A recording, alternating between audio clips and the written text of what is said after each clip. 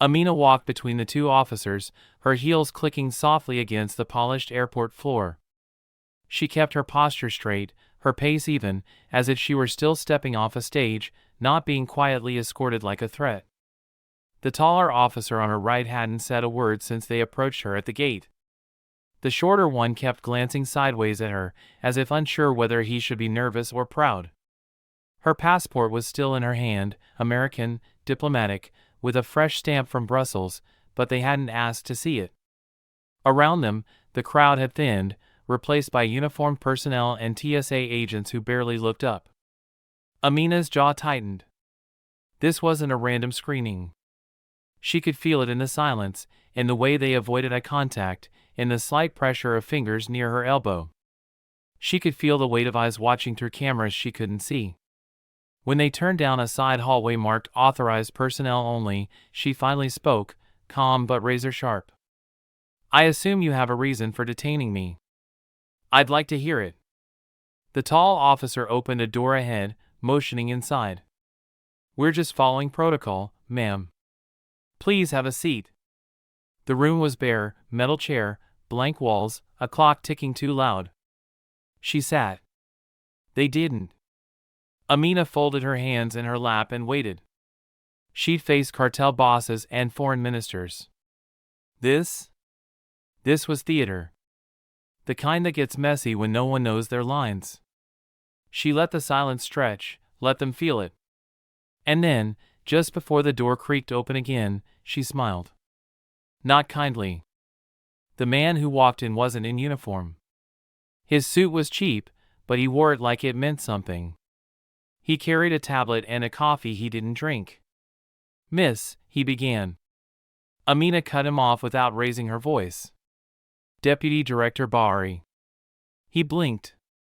Just once. Then checked the screen in front of him.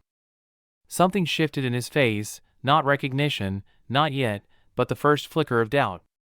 "Deputy Director," he repeated, slower this time. "Apologies. I'm Agent Collins. Homeland Security." She didn't offer a handshake. "Am I being charged with something, Agent Collins?" He sat across from her, tapping the tablet, stalling. "There was a flag on your name. Automatic. Certain parameters triggered during customs preclearance." "Parameters," she echoed. "That your team didn't care to verify before dragging me off a plane?" He looked uncomfortable now, glancing toward the mirrored glass on the wall, obvious, even cliché. She leaned forward, voice quiet. "I want to speak to your supervisor. And when this is over, I expect a statement. Public." Collins hesitated. "We didn't know who you were," he said, and regretted it instantly. Amina smiled again, colder this time. "No. You just knew what I looked like." The silence after that wasn't empty, it buzzed, electric, like the moment before a storm hits. Collins stood, mumbled something about clearing things up, and left the room like it was on fire.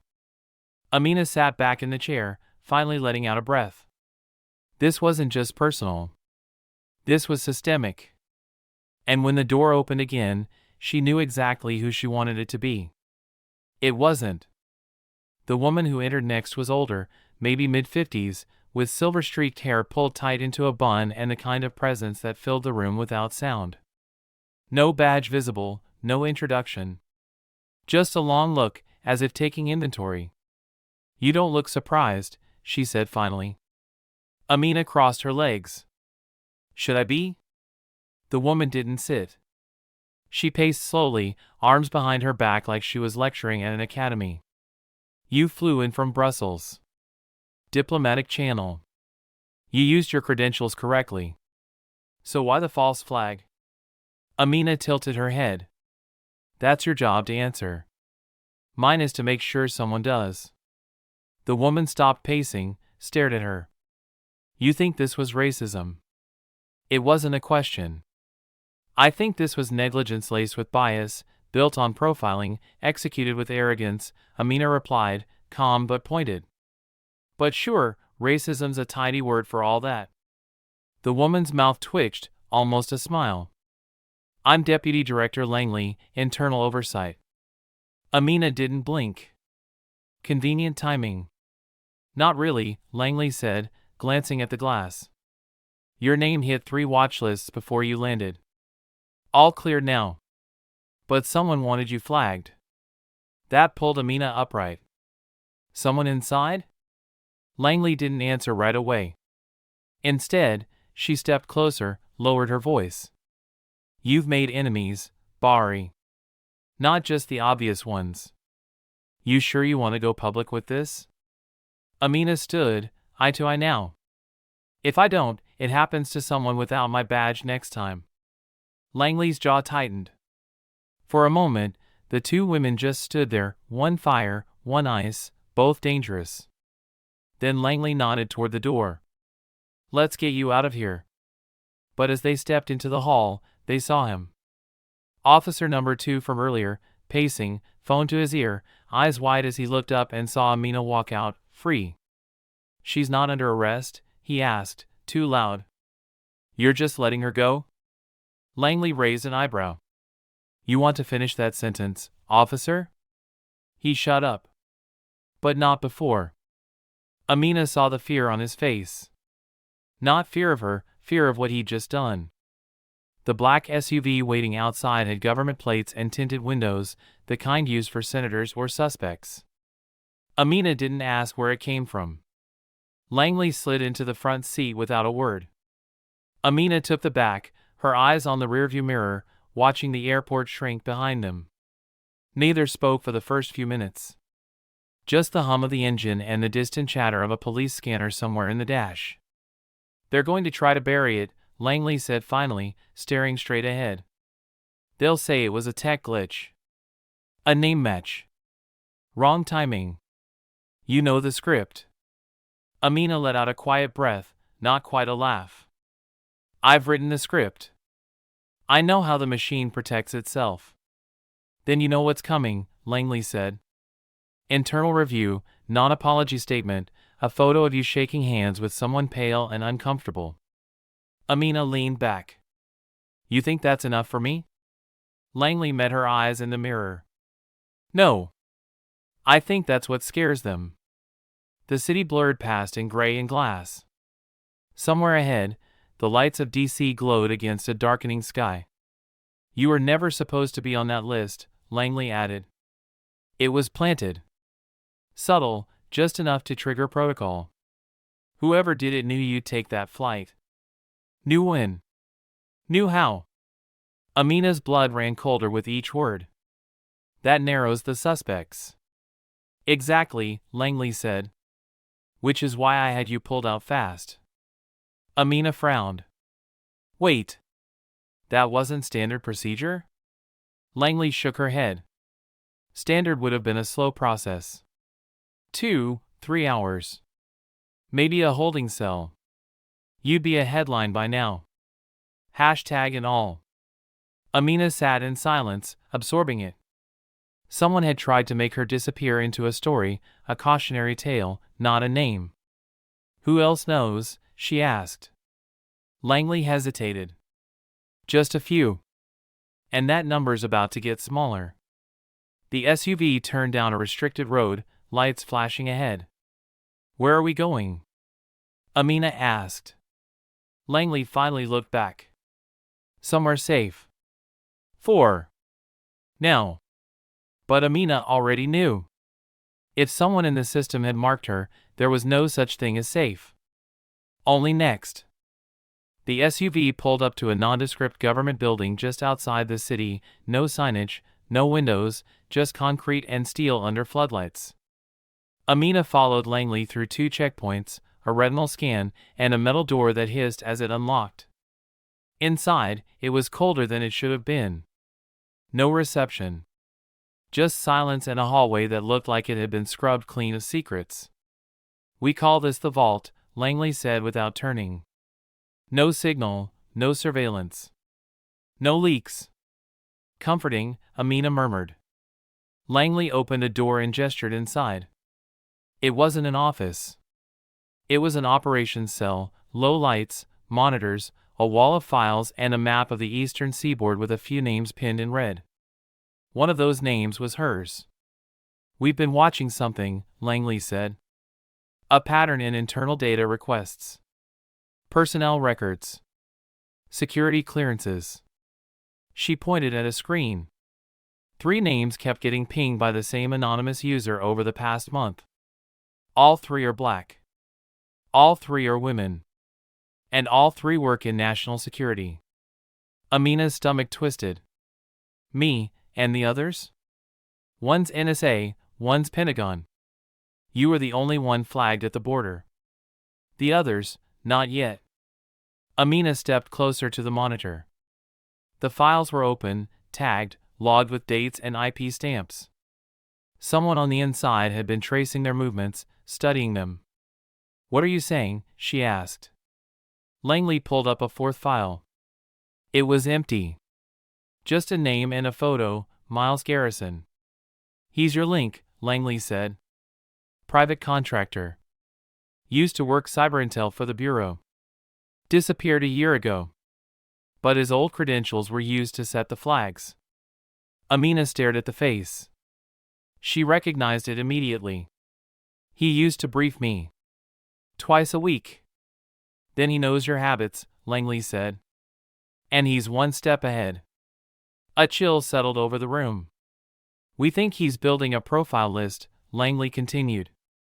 "Targeting high-level operatives. Anyone who breaks the mold." Amina's fists clenched. "And they let him ghost out?" "He had help. Someone scrubbed his exit. Someone high." For a moment, neither spoke. Just the hum of the monitors and the weight of the implications. "We need to find him," Amina said. Langley nodded. "And fast. Because you weren't supposed to walk out of that airport. Which means next time, they won't just try to embarrass you." Amina stared at the screen, jaw set. "They'll try to erase me." 3 hours later, Amina was alone in a secure office, sleeves rolled up, tie gone, hair pulled back. She hadn't slept, hadn't sat still, and didn't plan to until she had answers. The data on Garrison was thin, intentionally so. His digital trail was wiped clean just before his resignation. But not clean enough. Amina had built her career on spotting what others missed, and now she caught it, a subtle inconsistency in the access logs from 2 weeks ago. Someone using his credentials had tapped into a secure personnel database from inside a hotel in Reston, Virginia. Not Bureau HQ. Not Langley's territory. Civilian ground. She typed fast, tracing network pings, backdoors, signals.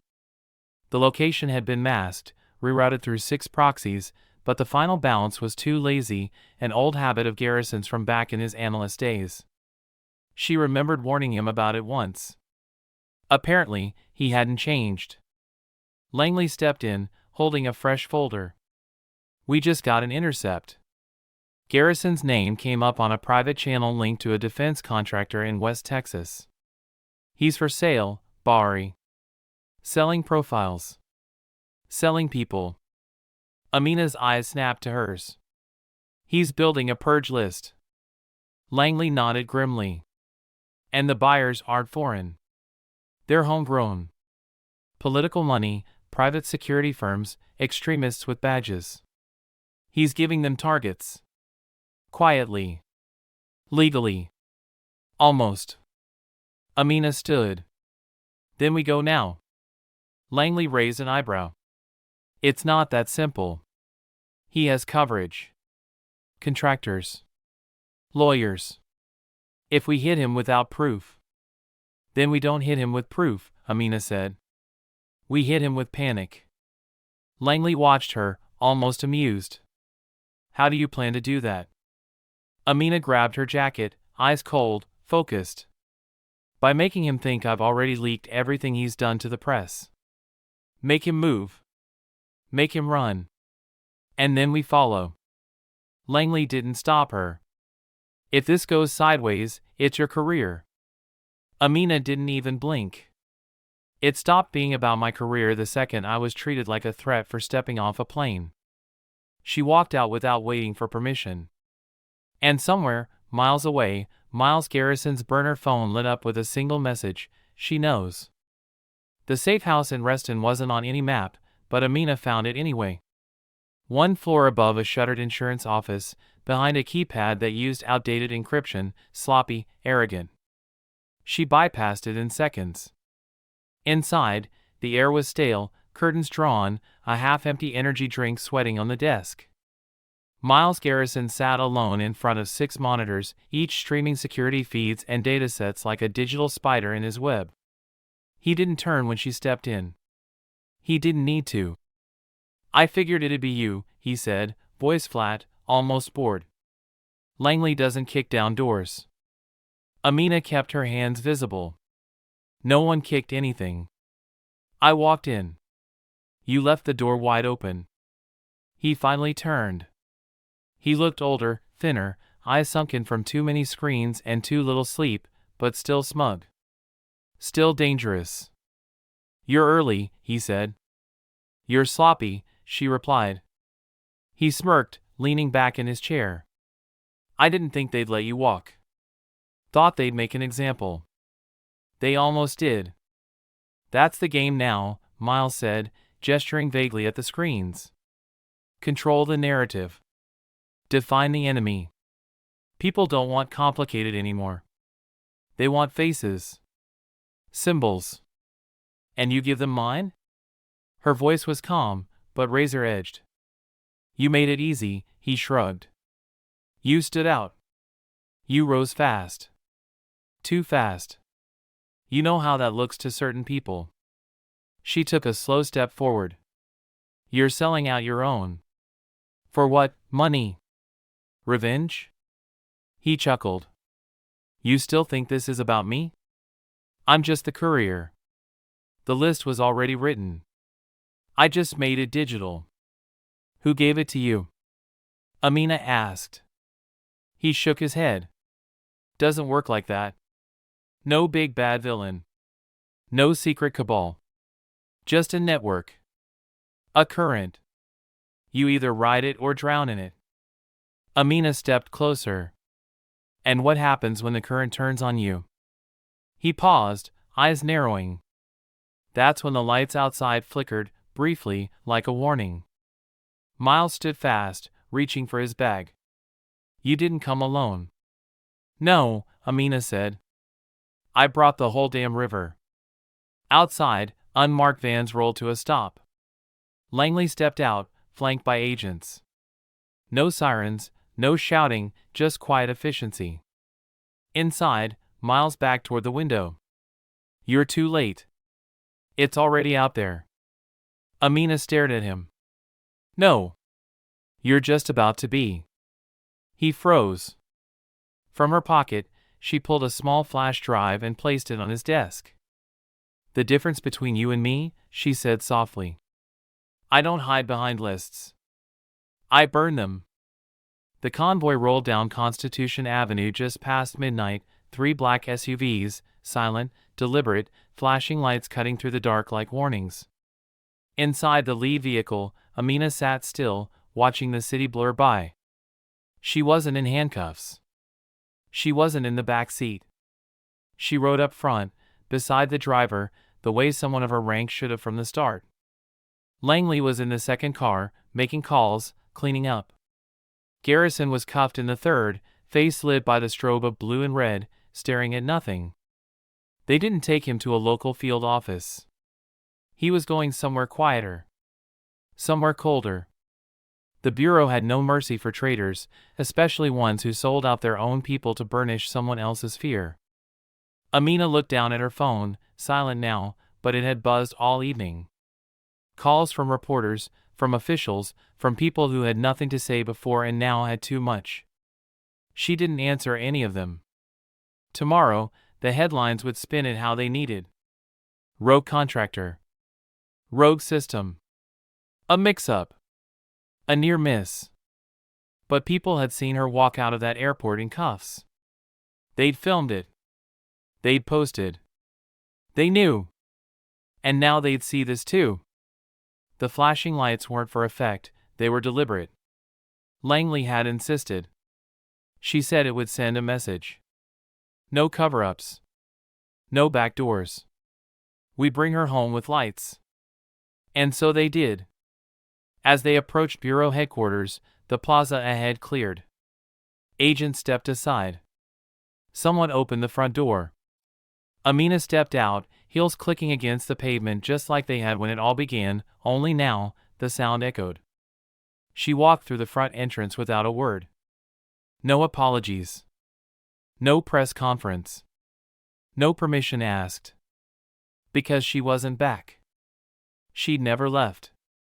And now they all knew exactly who she was.